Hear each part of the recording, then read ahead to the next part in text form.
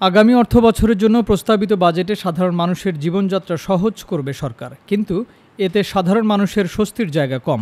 এদিকে বাজেট নিয়ে সাধারণ মানুষের বক্তব্য হলো, বাজেটের নিত্যপণ্যের দাম যেন সাধ্যের বাহিরে না যায়। তারা শুধু জানতে চায় কোন জিনিসের দাম কমেছে আর কোনটার দাম বেড়েছে। তারা চান আয় অনুযায়ী যেন ব্যয় করতে পারে।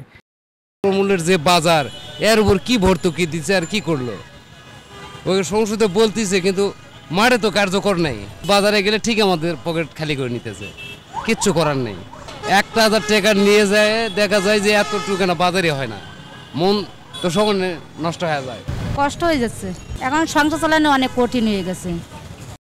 ঢাকায় দীর্ঘদিন ধরে রিকশা চালিয়ে সংসার খরচ এবং ছেলে মেয়েদের পড়াশোনা করাচ্ছেন নীলফামারীর জসিম।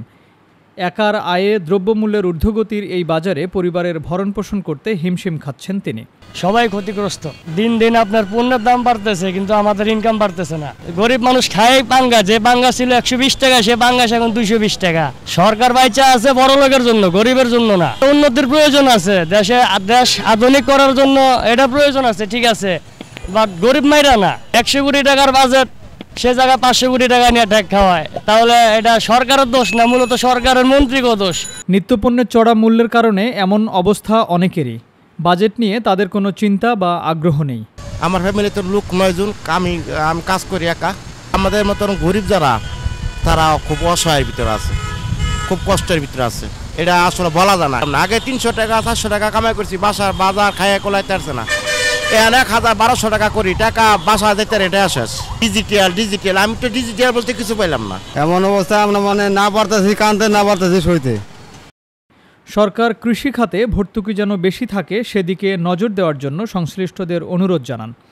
গরিবের যে কৃষিক্ষেত্রটা আছে, কৃষিক্ষেত্রে যদি সরকার এটার ভিতরে মানে নজর দেয়, যদি মানে সাধারণ জনগণের যাতে ডাল ভাত খাওয়া চলতে পারে, সেভাবে যদি বাজেটটা ঠিক রাখতে পারে, তাহলে আমার মনে হয় যেন ভালো। আসলে 7 লাখ ওই 10 লাখ কোটি টাকা বাজেট, এটা আসলে বড় কথা না। বড় কথা হচ্ছে সাধারণ মানুষ কীভাবে শান্তিতে থাকতে পারবো, সেই দিকে আমাদের নজর দিতে হবে। একটা মানুষ দেখা যায় যে দিন আনে দিন খায়, তার কিন্তু ওই যে বাজেট দিয়ে কিন্তু সে চিন্তা করে না। সে চিন্তা করে যে আমার রাত হইলে আমার 2 কেজি চাল লাগবো, 1 কেজি আলু লাগবে, 1 হালি ডিম লাগবে। 1 হালি ডিম কিনতে গেলে আর চাল ডাল কিনতে গেলে কিন্তু একটা মানুষের হাতে টাকা শেষ।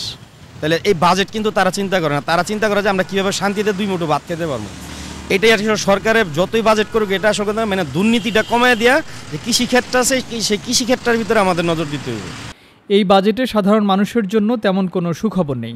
সাধারণ মানুষের জন্য যে সুবিধা বাজেটে রাখা হয়েছে তা যেন বাস্তবায়িত হয়। Timeline desk, Dhaka.